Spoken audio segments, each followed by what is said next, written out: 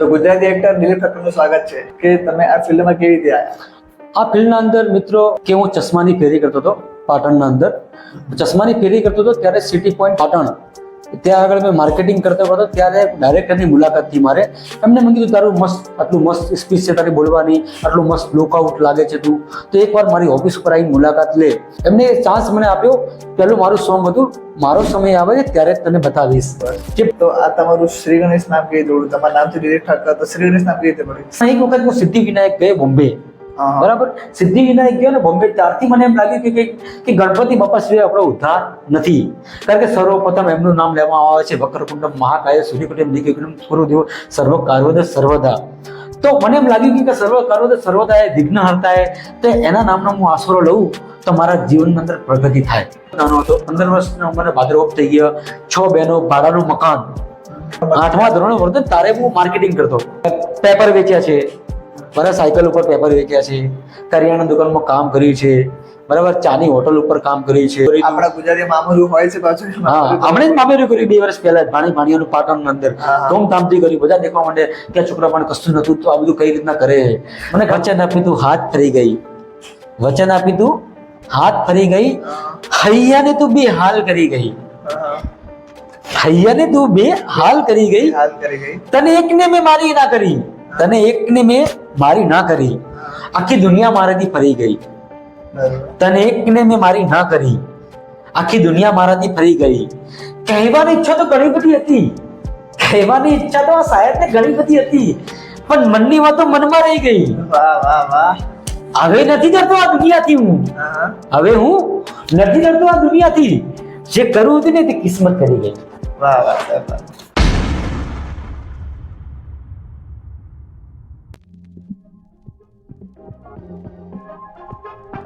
તો ગુજરાતી એક્ટર દિલીપ ઠક્કરનું સ્વાગત છે. કેમ છો સર? નમસ્કાર, મજામાં. તબિયત પાણી કેવી? સારી, એકદમ સારી. કેવું ફ્રી થઈ ગયા શૂટિંગમાંથી આજે? બસ હવે ફ્રી થયા આજે. દિલીપભાઈ આજે ઘણા ટાઈમ પછી અમારા માટે ટાઈમ કાઢ્યો છે અને ખૂબ તમે જાણીને આશ્ચર્ય થશે કે એ ખૂબ જ સ્ટ્રગલ કરીને ગુજરાતી આલ્બમ સોંગમાં ઘણી સારી ભૂમિકા ભજવી છે, જેમાં હીરો, વિલન, સાઇડ એક્ટર બધી ભૂમિકા ભજવી ચૂક્યા છે. એ જે વાત છે કેટલા વર્ષ પહેલાની વાત છે? આરી 5 વર્ષ પહેલા મેં ચાલુ કર્યું હતું. તો એના અંદર પહેલું સોંગ હતું મારો સમય આવા દે. તે મિત્રો ખૂબ જ સરસ મજાનું ચાલ્યું હતું. એના પછી એક મારું સોંગ આવ્યું હતું લાગી મારી મોહબ્બતની નજર. એ મિત્રો કિનારા ફિલ્મ પાટણમાં આવ્યું હતું.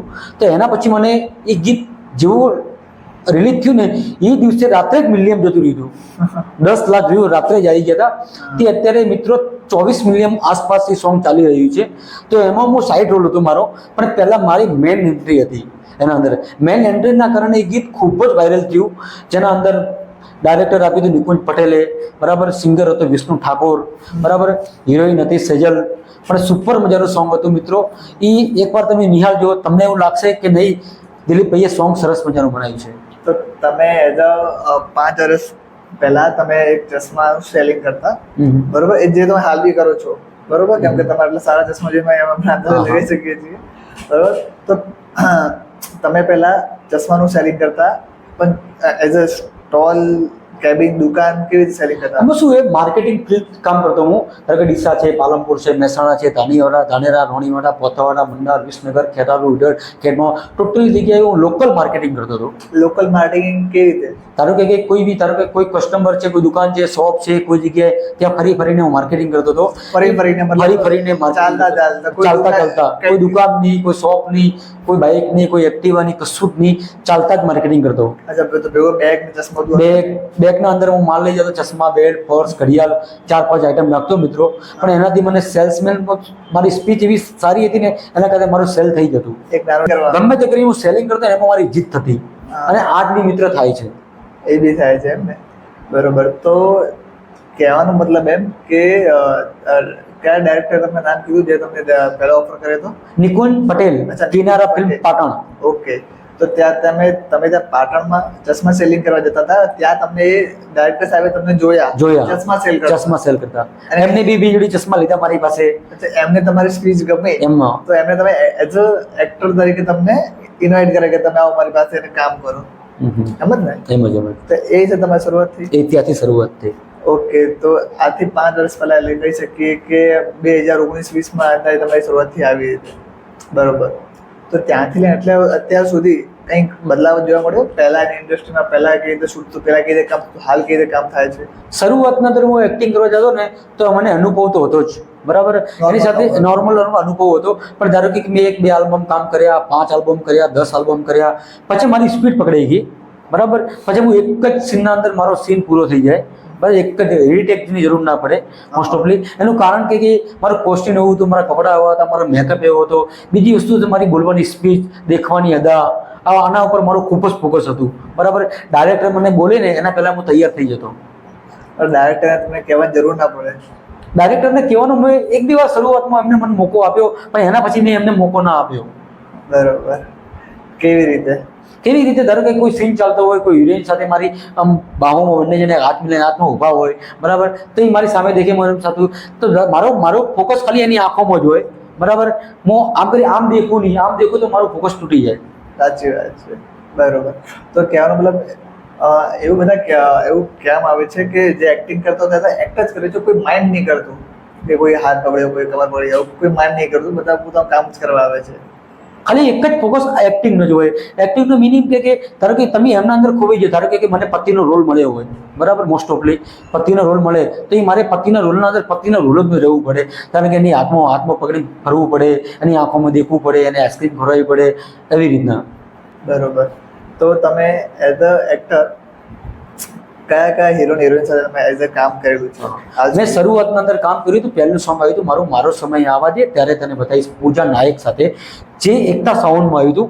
એના પછી એક મને સોંગ મળ્યું, નાનું સોંગ, જે દિલીપ કરીને કોઈ ઠાકોર કોઈ છોકરો હતો, એની સાથે કામ કર્યું. પછી મને એક સોંગ આવ્યું વિષ્ણુ ઠાકોર સાથે, લાગી મારી મોહબ્બતની નજર. એ ગીત આવ્યા પછી હું ખૂબ જ વાયરલ થઈ ગયો. કારણ કે ગીત મિલિયનોમાં ચાલવા માંડ્યું, લાઈકો બોલો 50,000 ઉપર લાઈકો આવી ગઈ. અત્યારે મિનિમમ 80-90,000 ઉપર લાઈક ચાલતી હશે. એના કમેન્ટોમાં એક જ વસ્તુ આવે કે શ્રી ગણેશ આ બધું શું છે, આ બધું ક્યાંથી તમે સ્ટ્રગલ કરી કઈ રીતના આગળ આવ્યા. મેં એમને એમ કહી દીધું કે બસ મારો વિષય હતો અને મારા કિસ્મત થોડા કામ કરી ગયા, બરાબર. સતત પરિશ્રમ કર્યું એટલે મારું ગીત વાયરલ થયું. એ ગીત વાયરલ થયું એટલે મને બીજી કંપનીમાં ચાન્સ મળ્યો, બરાબર. ધારો કે મેસવા ફિલ્મ, બરાબર, જે સોંગ આવ્યું હતું કમલેશ છતડિયા સાથે, જીવતો મેલી કી જિંદગી રહી નહીં, એ ગીત બી ખૂબ મસ્ત ચાલ્યું. એ ગીત થોડું વાયરલ થયું. એવું શ્રાવણ આવ્યો, કોનોડોલ આવ્યો, એ ગીત મિત્રો 1 મિલિયન ઉપર ચાલ્યું, બરાબર. એની લાઈક બી ઢગલો આવી હતી. એના પછી બી સોદો વાયરલ થઈ ગયો. તો એના પછી મને સોંગ મળ્યું હતું મસ્ત સરસ મજાનું, જે મિત્રો હું કદી ભૂલી ચૂક્યો નથી. એનું નામ હતું દિલમાં વસ્યા ને દિલના દુશ્મન બન્યા. શું? દિલમાં વસ્યા ને દિલના દુશ્મન બન્યા. દિલમાં વસ્યા ને દિલના દુશ્મન બન્યા. એમાં હું મેન હીરો હતો, પણ ગીત બધા ચાલ્યું નહીં મિત્રો, પણ હું મેન હીરો હતો. એની એક્ટિંગ દેખીને મને એનું જે સોંગ કરીને આવ્યો, અને રાત્રે હું સોંગ કરીને આવ્યો, મેં ખૂબ થાકેલો હતો, પણ સૂઈ ગયો. આખી રાત વિચાર આવી કે ગીતના અંદર ગીત કેવું જશે, કેવું નહીં જાય, મિલિયમ આવશે, નહીં આવે. તો મિત્રો એ ટૂંક સમયમાં મારું ગીત રિલીઝ થયું. રિલીઝ થતાં જ મિલિયમ ગયું. હા, એટલે મને ખૂબ શાંતિથી આત્માને કે હા મહેશ વણજારા સાથે ગીત ટી-સિરીઝ ગુજરાતીની અંદર, એમાં મારું ગીત મિલિયમ ગયું. મારા કિસ્મત ચમકી કે મને એવું લાગ્યું. તો એ ડાયરેક્ટરે મને એક બીજું સોંગ આપ્યું જેનું નામ હતું લાલ પાનેતર. એ કિશન રાવલ સાથે હતું, શિવ મ્યુઝિક. અને મિત્રો એ સોંગ મિલિયમમાં ગયું. મિલિયમમાં ગયું ને કિશન રાવલનું સોંગ, મને એમ લાગ્યું કે આ 2 કંપનીમાં મારું મોટું સોંગ આવ્યું, એમાં 2 બી મિલિયમ ગયું. તો મારી ચાહના લોકો વધી ગઈ. અને લોકો એમ કહેવા માટે મને કે આ બધું કઈ રીતે તું કરે છે. બરોબર. તો આ તમારું શ્રી ગણેશ નામ કેવી રીતે પડ્યું? તમારા નામથી ડિરેક્ટ ઠાકર, તો શ્રી ગણેશ નામ કેવી રીતે પડ્યું? શ્રી ગણેશ આમાં કેવું હતું ખબર? બચપનથી મને ભક્તિ લાઈફનો ઇન્ટરેસ્ટ હતો. ગણેશજીની ભક્તિ લાઈનમાં ઇન્ટરેસ્ટ હતો, બરાબર. મેં શિવની પૂજા કરી, કૃષ્ણની પૂજા કરી. પણ એક વખત હું સિદ્ધિવિનાયક ગયો બોમ્બે, બરાબર. સિદ્ધિવિનાયક ગયો ને બોમ્બે, ત્યારથી મને એમ લાગ્યું કે ગણપતિ બાપા સિવાય આપણો ઉદ્ધાર નથી. કારણ કે સર્વપ્રથમ એમનું નામ લેવામાં આવે છે, વક્રકુંડમ મહાકાય સૂર્યકોટિ નિર્વિઘ્નમ કુરુદેવ સર્વ કાર્યદ સર્વદા. તો મને એમ લાગ્યું કે સર્વ કાર્યદ સર્વદા એ વિઘ્નહર્તા એ, તો એના નામનો હું આશરો લઉં તો મારા જીવનની અંદર પ્રગતિ થાય. તો તમે કોઈને મળો છો, કોઈને વાત કરો છો, તમે શ્રી ગણેશ પહેલા મળો ત્યારે શ્રી ગણેશ ને પછી જાઓ ત્યારે શ્રી ગણેશ બોલતા જાવ છે, જેટલા સુધી મેં તમને નોટિસ કર્યો છે એટલા સુધી. આમાં કેવું છે હિરેનભાઈ, ખબર છે કે શ્રી ગણેશથી ફેમસ છું, બરાબર. મને લોકો એમ કે શ્રી ગણેશ એટલે શું? મેં શ્રી ગણેશ એટલે મને કોઈ પૂછે તારું નામ શું છે, હું શ્રી ગણેશ. મેં કે ના ઓરિજિનલ નામ શું છે? હું કોઈ ઓરિજિનલ નામ મારું દિલીપ ઠક્કર છે, એક્ટર દિલીપ ઠક્કર. પણ એ મિત્રો મને લોકો શ્રી ગણેશથી જ ફેમસ છે. કારણ કે હું કોઈ બી જગ્યાએ મળું મને બધા એમ કે તું શ્રી ગણેશ શ્રી ગણેશ આ બધું શું છે? હું એમ કહું કે શ્રી ગણેશનો હું પૂજારી છું. મારા ફેસબુક આઈડી ઉપર નામ એનું શ્રી ગણેશ છે, ઇન્સ્ટાગ્રામમાં બી આઈડીનું નામ શ્રી ગણેશ છે, વોટ્સઅપના અંદર બી મારું શ્રી ગણેશ સ્ટેટસ છે. શ્રી ગણેશથી મને ખૂબ લગાવ છે અને એના નામથી જ મારું જીવન ચાલે છે. મેં જોયું છે મોસ્ટલી તમને કોઈ દિલીપ ઠક્કરથી નામ નહીં ઓળખતું માર્કેટમાં, પણ તમને મોસ્ટલી તમને શ્રી ગણેશ નામથી ઘણા બધા ઓળખતા હોય છે. તો મને એમ કહો કે જ્યારે તમે શૂટ કરવા જાઓ છો ત્યારે કોસ્ટ્યુમ એ બધા પ્રોડ્યુસર ને બધા આપતા હોય છે? આમાં કેવું ખબર, પ્રોડ્યુસર લોકો આપણે કોસ્ટ્યુમ આપે ખરી, પણ જે મારી ચોઈસ આખી અલગ છે. બરાબર, મારી ચોઈસ અલગ છે. બરાબર, એ લોકો મને કહે કે આ કોસ્ટ્યુમ આપણે પહેરવાનું છે. એ કોસ્ટ્યુમ એ લોકો આપણને આપણે પણ થોડી જૂની હોય, આગા પાછી હોય, કલર થોડો મેચ ના થતો હોય, એના માટે હું મારી ચોઈસના બી કપડાં પહેરું. એનાથી કેમેરા ઉપર ફોકસ આવે સારો, એક્ટિંગના અંદર થોડો સુધાર આવે અને મારું લુકઆઉટ બી સારું લાગે. એટલે એ કહેવાનો મતલબ એમ કે પ્રોડ્યુસર લોકો તમને કોસ્ટ્યુમ આપે છે, પણ અમુક કોસ્ટ્યુમ જૂના હોય છે, બરોબર, તમે પોતાના હિસાબે પોતાના કપડા લાવો છો? ભાડે કપડા લાવું છું. એના અંદર કેવું ખબર, કોઈ પ્લેઝર હોય છે, બરાબર, શેરવાની હોય છે, કોઈ લગ્નના એવા કુર્તા હોય છે. બાકી ફોર્મલ કપડા તો મારા જ હોય છે બધા ટોટલી. બરાબર, ફોર્મલ કપડા, જીન્સ, સ્ટાઇલિશ કપડા, ગોગલ્સ, બેલ્ટ. એના અંદર ગોગલ્સ તો મને ખૂબ શોખ છે. બરાબર, ગોગલ્સ હું એની ટાઈમ પહેરું. બરાબર, રોજ મારે અલગ ગોગલ્સ જોઈએ. શૂટિંગના અંદર તો હું જાઉં ને એટલે મારી બેગ ખોલો ને એટલે આજુબાજુ લોકો વિચારે કે આ વ્યક્તિ ચશ્મા કેટલા બધા રાખે છે. આ રોજ 3 જાતના બેલ્ટ રાખે છે, 5 જાતના બૂટ રાખે છે. આ આટલું બધું સ્ટ્રગલ કઈ રીતે આવે છે, કઈ રીતના કરતા હશો? આટલું કોલ્ડ ડ્રિંક પી શકું એમ મારો વિષય કે હું શૂટિંગમાં ગયો તો મારો અલગ લુક લાગવું જોઈએ. આના અંદર કેટલા એક્ટરો હોય, મિનિંગ હું નહીં માનતો કે એક્ટરો હોય, એમના બી અલગ અલગ શોખ હોય, અલગ અલગ એમની ચોઈસ હોય, પણ મારી ચોઈસ આખી અલગ છે. એવું છે, બરોબર. તમારા સાથે બેસીને વાતચીત કરીને એટલી બધી તમારામાં એનર્જી કે શું કહું કે તમારી એનર્જી મારામાં ટ્રાન્સફર થઈ ગઈ, હું બી એનર્જી ફૂલ થઈ ગયો અનુભવ કરી રહ્યો છું. ઓકે, તો આપણે ટોપિક ઉપર આપણે આવશું. હવે મને એમ જણાવું કે એવો કોઈ પ્રસિદ્ધ કલાકાર સાથે તમે કામ કર્યું હોય અને એમનો કોઈ સારો અનુભવ જે તમે શેર કરો છો અમારી સાથે? દિલ તોડી દે દુનિયાની સામે એક સોંગ હતું, દિલ તોડી દે દુનિયાની સામે. બરાબર, એના અંદર વિષ્ણુ ઠાકોર કરીને સિંગર હતો, જે એનો લુકઆઉટ બી નોર્મલ હતું, પણ એનો અવાજ એને એકદમ સુપર હતો. બરાબર, એનો અવાજ દેખીને મને લાગ્યું કે આ છોકરામાં અંદર કશું નથી, પણ આ અવાજ ઉપર પેલો સરસ મજાનો ચાલે છે, તો મારામાં કંઈક તો હશે ને એવું કે હું મારું આટલું મસ્ત લુકઆઉટ છે, આટલું બધું મારું નામ છે, આટલું હું ફેમસ છું, તો મારામાં કંઈક તો હશે ને એક્સ્ટ્રા જે હું અલગ કરી બતાવું. એના પછી મને લાગ્યું કે આ છોકરા પાસે કશું જ નથી, પણ એનો અવાજ મસ્ત છે, એના પર મહેનત કરે. તો મેં બી વિચાર્યું કે મારે એક્ટિંગ લાઈનમાં હું બી થોડી મહેનત, બરાબર, પ્રોફેશનલનું કામ, વધારે રાતે કોઈ મગજમારી કરે નહીં, હિરોઈન સાથે એક જ ફોકસ. આમ એનું કામ દેખીને મને લાગ્યું કે ના, કે આના પછી કંઈક શીખવું છે મારે. મતલબ કામ પૂરતું કામ કર્યું, પતી ગયું, પછી પોતાના ફોકસ ખાલી કામ ઉપર જ, અને બીજું કશું જ નહીં, કોઈ હાય હેલો, કોઈ જાતે કોઈ મગજમારી નહીં. એવા માટે બીજા શૂટિંગમાં કે તારું લુકઆઉટ તો દેખ યાર, આ કપડાં કેવા પહેરે, બૂટ કેવા પહેરે, તું જીમ કેવી કરે, બોડી કેવી બનાવે, આ કે તું આખો અલગ લાગે મને કે. તો ત્યારે મને એને કીધું, ત્યારે મને લાગ્યું સેલ્ફ કોન્ફિડન્સ કે ના યાર મેં કંઈક અલગ કર્યું.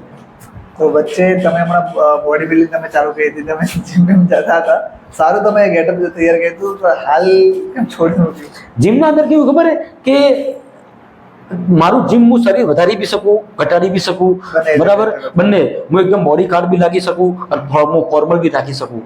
જીમ કહેવાનો મતલબ એમ કે તમે હાલ બી તમે રોજ ચશ્મા વેચવા જાઓ છો, પણ માર્કેટિંગ તમારું ચાલુ જ છે. તમે એક્ટર બની ગયા છો, પણ તમે આ કામ તમે હજી નથી છોડ્યું. બરાબર, જેમ કે તમે હાલ રોલ રેગ્યુલર એના હિસાબે તમે ટાઈમ લિમિટ થતો કે પછી ટાઈમ મળે છે કે તમે કરતા થયું કઈ છે? આમાં શું ખબર, મેન વસ્તુ, પહેલી વસ્તુ તો શું, આપણે કોઈ બી વસ્તુ આ દુનિયામાં અશક્ય નથી. માણસ બધું જ કરી શકે, એના અંદર એટલે કેપેસિટી છે જ ઓલરેડી. બરાબર, પણ એને ફેમિલી બેકગ્રાઉન્ડનો પ્રોબ્લેમ હોય, એની લાઈફના અલગ થોડા પ્રોબ્લેમ હોય, એના સાથે થોડું મેન્ટેન રાખવું પડે.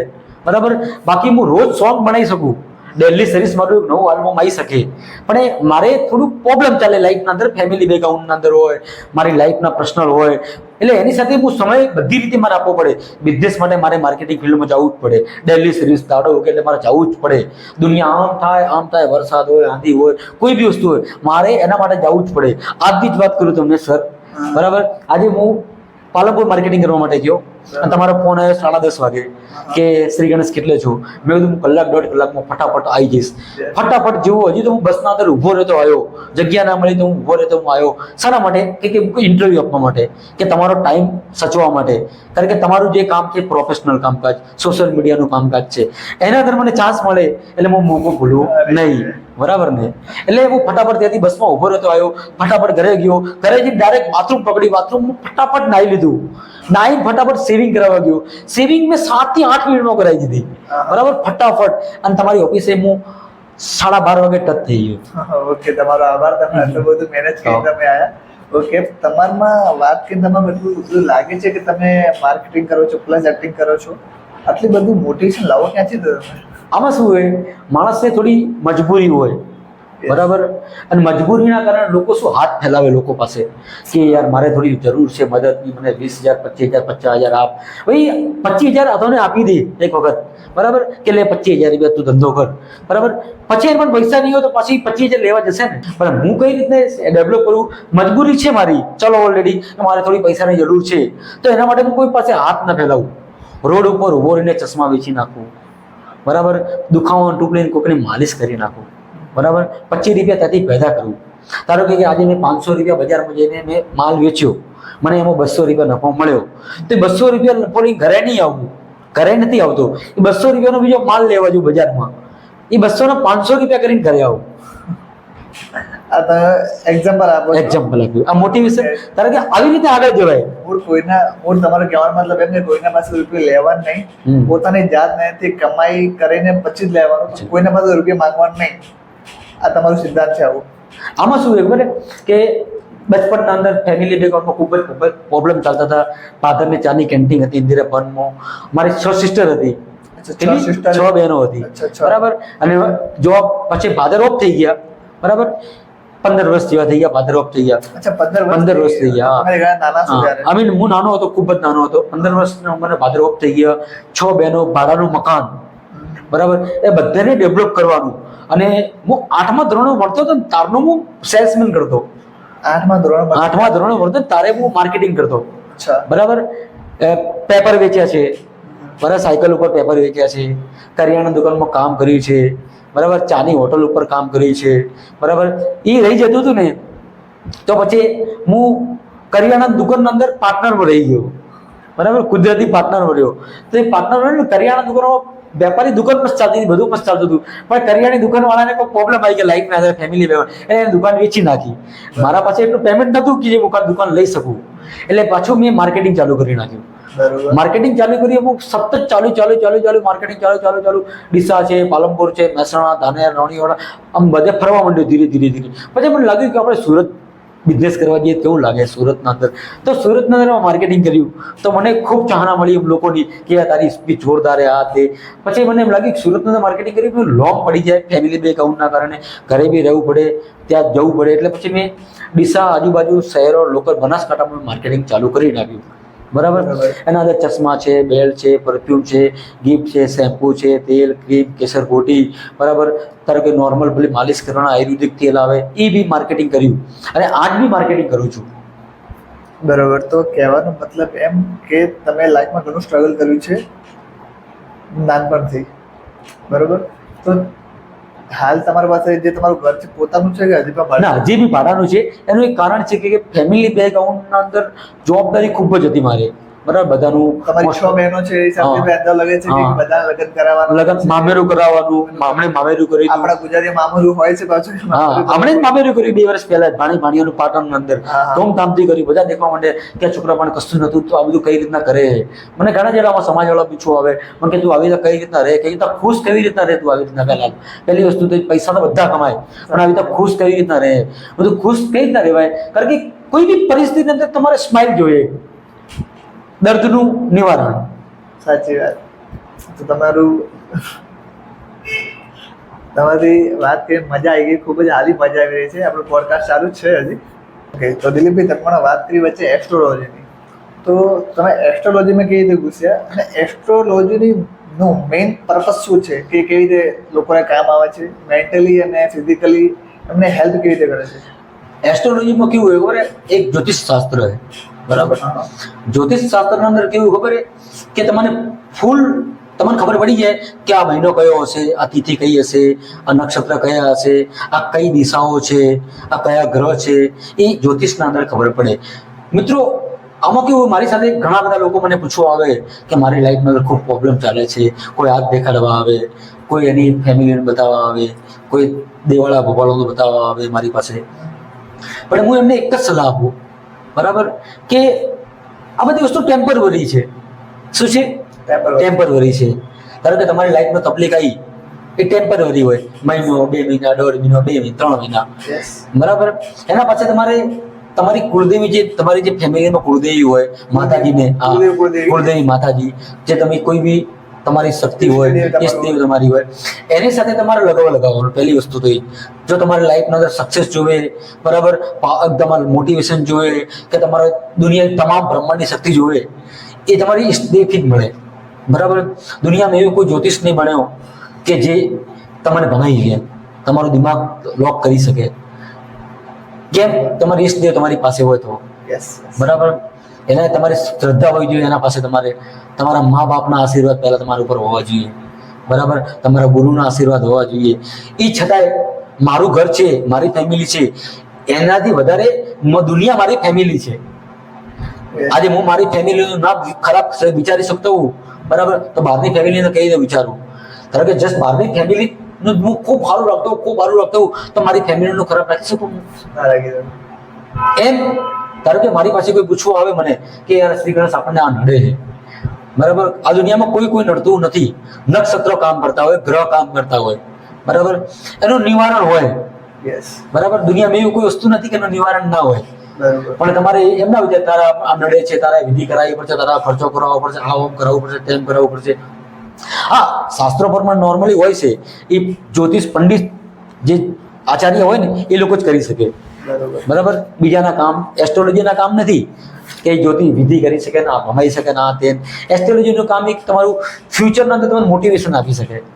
ધારો કે તમારી લાઈફમાં કોઈ પ્રોબ્લેમ ચાલતો હોય, તમે વિચારો કે તમારે કોઈ વ્યસન છે, હું પૂછું તારે કોઈ વ્યસન છે? હા, કે હે વ્યસન. તો એ ધારો કે 50 રૂપિયાનું પડીકી ખાતો હોય રોજની, કેટલી 50 રૂપિયાનું પડીકી તો ખાતો હોય, બરાબર, મહિને 1500 રૂપિયાની થઈ, બરાબર. તો 10 વર્ષ સુધી પડીકી ના ખા, બરાબર, તો તારી પાસે એક 4 વ્હીલર આવવાના ચાન્સ બની શકે, બરાબર. ખાલી 4 વ્હીલર 10 વર્ષ તારી 4 વ્હીલર આવી જાય, બરાબર, તો તને શું નડે? તારા 4 વ્હીલર પડી તારા પાસે, તને નડે શું? 50 રૂપિયાનો વ્યસન જ કરી નાખે ખોટી જગ્યાએ. તો એ એસ્ટ્રોલોજી કઈ રીતે કામ કરશે? એ ભગવાન કઈ રીતે, તારા નક્ષત્ર કઈ રીતના કામ કરે?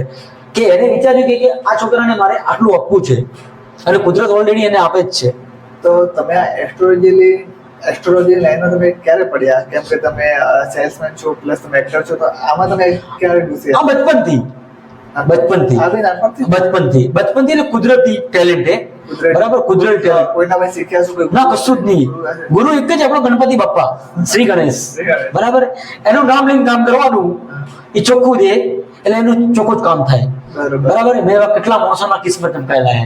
બરોબર. તો મને એક વાત કહો, કોઈક એસ્ટ્રોલોજર છે જે હાથ જોઈને કહે છે, કોઈ પગ જોઈને કહે છે. મને એક નાનું ઉદાહરણ આપો કે અગર કોઈના પાસે હાથ બી નથી, કોઈના પાસે પગ બી નથી, તો એઝ અ એસ્ટ્રોલોજર એ કેવી રીતે જોઈને એને હેલ્પ કરી શકે છે? હસ્તરેખા હોય છે ઓલરેડી, બરાબર. હસ્તરેખા હોય છે, પગની રેખાઓ હોય છે, ગરદનની રેખા હોય છે, નાભીની રેખા હોય, મસ્તક રેખા, બધી રેખાઓ બધી જ હોય, બરાબર.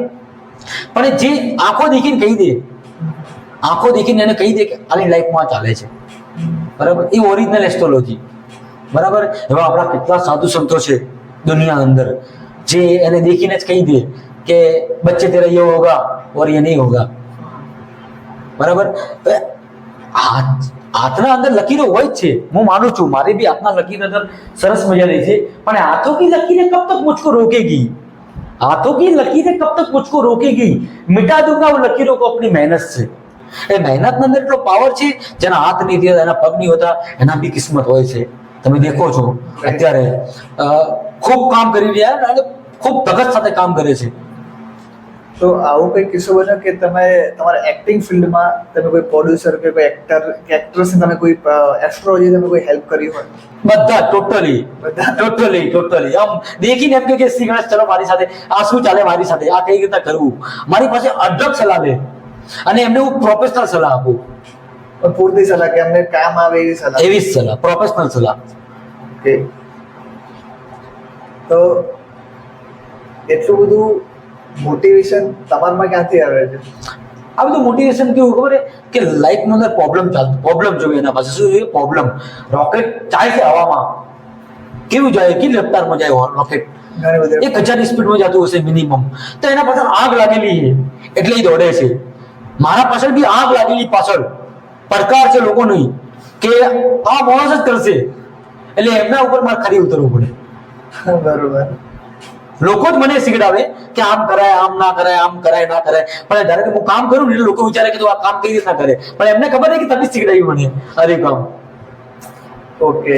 તો ભવિષ્યમાં આવું કોઈ કેરેક્ટર જે તમારે કરવું હોય, ઈચ્છા હોય કે મારે ભવિષ્યમાં મારે આ કેરેક્ટર મારે કરવું છે કે આના સાથે મારે કામ કરવું છે? ભવિષ્યના અંદર તો મારી બોલિવૂડનું સપનું છે, બરાબર. બંબઈ, ઓકે. કોઈ બી જગ્યાએ મને સાઉથમાં લઈ જાય, બોમ્બે. મારું સપનું ખૂબ ઊંચું છે એક્ટિંગ લાઈનના અંદર. મને કોઈ બી રોલ આપી શકો તમે, એનો હું ભરપૂર ઇસ્તેમાલ કરીશ, બરાબર. અને કેમેરા આગળ જઈએ તો કેમેરો લઈ જાય એવું કામ કરીશ આ લાઈનના અંદર. તમારો સપનું છે કે તમારે બોલિવૂડ ઇન્ડસ્ટ્રીમાં જવું છે, એઝ અ બોલિવૂડમાં તમારે કામ કરવું છે, બરોબર. સપનું જૂનું વાળું સપનું હાર્યું. આ સપના અંદર હું કોઈ બી પરિસ્થિતિનો સામનો કરી શકું. ઓકે. તમે ગુજરાતી સોંગ થી બીજા કમાં કામ કરો તમે પસંદ કરશો? ગુજરાતીના અંદર મને ખૂબ પ્રગતિ મળી. ગુજરાતી આપણી ભાષા હે, આપણી માતા હે, બરાબર, ગુજરાતની, બરાબર. એની સાથે કામ કરવું મને ખૂબ જ ગમે. પણ એની સાથે સાથે કલશના અંદર હમણાં મેં ઇન્ટરવ્યુ આપ્યું છે, બરાબર, એ બી ગુજરાતીમાં જ છે, બરાબર. કલશ ગુજરાતીમાં? હા, કલશ ગુજરાતીમાં જ છે, બરાબર. હવે એના અંદર બી મને ટૂંક સમયમાં બોલાવશે, બરાબર. પણ મારું સપનું ખૂબ ઊંચું છે, કારણ કે બોલિવૂડ, હિન્દી, મને હિન્દી ખૂબ જ ગમે, બરાબર. એટલે એની સાથે હું હિન્દીમાં કામ કરું ને તો હિન્દીમાં હું વાતચીત કરું ને તો મારો ખૂબ પાવર આવે. એટલે મને લાગે કે હિન્દીમાં મને ચાન્સ મળે એક્ટિંગના અંદર તો હું બૂમ પડાવ્યું સાહેબ. મને એમ જણાવો કે હાલની તારીખમાં અગર કોઈને એક્ટિંગ ફિલ્ડમાં જવું હોય અને એઝ એક્ટર કામ કરવું હોય અને સમજો કે એના અંદર ટેલેન્ટ પણ છે, તો એ કેવી રીતે એમાં એન્ટ્રી લઈ શકે? એના માટે એને રચ્યું પછી રહેવું પડે. સોશિયલ મીડિયાની અંદર કયા ડાયરેક્ટર કઈ રીતના કામ કરે છે એને ઇન્ટરવ્યૂ બી આપવા પડે, ધક્કા ખાવા પડે, મોસ્ટ ઓફલી ધક્કા ખાવા પડે અને સ્ટ્રગલ કરવું પડે. સ્ટ્રગલ કેવું કરવું પડે? પણ એડી ચોટીનું સ્ટ્રગલ કરવું પડે. દુનિયા શું કહેશે? પહેલી વસ્તુ થઈ કે આપણે કોઈ હિરોઈન સાથે આપણે કોઈ કામ કર્યું, આપણે બાહુમાં ઉભા, આપણું સોંગ આવ્યું, આપણું પોસ્ટર આવ્યું, હિરોઈન સાથે ફેમિલી દેખે, કેવું વિચારશે, કેવું નહીં વિચારશે, બધાના તાના તૈયાર હોવા જોઈએ તો તમે એક્ટર બની શકો, બરાબર. કે એમ પૂછે કે આ ખરાબ છે ને આ બધું ના ચાલે ને આ તું તારી હાઈટ દેખ, તારો કલર દેખ, તારામાં તું તો શું કરી શકે, આ બધાના સવાલ જવાબ ચાલતા હોય દુનિયામાં. એટલે 50% લોકો હોય ને એક્ટર નથી બની શકતા, 80% એક્ટર લોકો નહીં બની શકતા. એ કેવો લાગે છે, બરાબર. સાઉથના કેટલા એક્ટરો છે જે એની શકલમાં એકદમ ફર્સ્ટ ક્લાસ, જેને કોઈ દેખવા પસંદ ના કરે, અત્યારે ટોપ ઉપર છે. એમને વિચાર્યું હોત શાહરુખ ખાન છે કેટલો બ્લેક લાગતો હતો પહેલા, એની હાઈટ કેટલી હતી અને શું એ સરઘસમાં કામ કર્યું, ટીવી સિરિયલમાં કામ કર્યું, એને વિચારે મારા ઓકડિયા વાળ છે હું કેવો લાગુ, તો જિંદગીમાં એક્ટર ના બની શકો.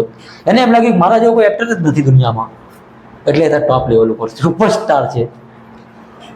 બરોબર. મેં આવું સાંભળ્યું તમારા અમુક મિત્રો સાથે કે તમે શાયરીઓ ઘણી સારી ગાઓ છો.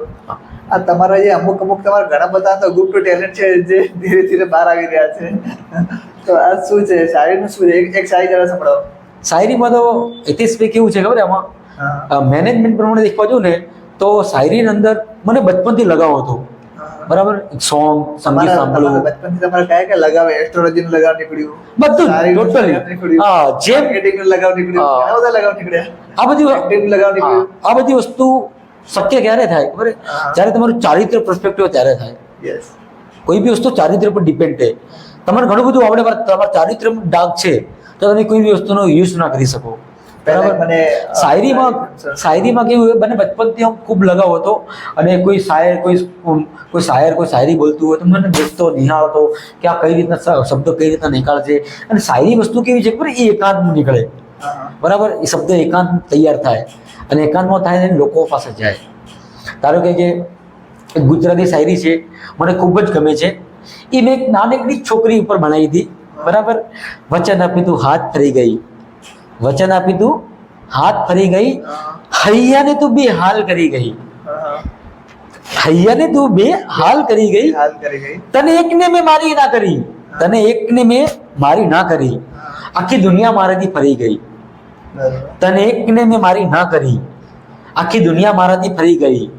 કહેવાની ઈચ્છા તો ઘણી બધી હતી, કહેવાની ઈચ્છા તો આ શાયદને ઘણી બધી હતી, પણ મનની વાતો મનમાં રહી ગઈ. વાહ વાહ વાહ. હવે નથી ડરતો આ દુનિયાથી હું, હા.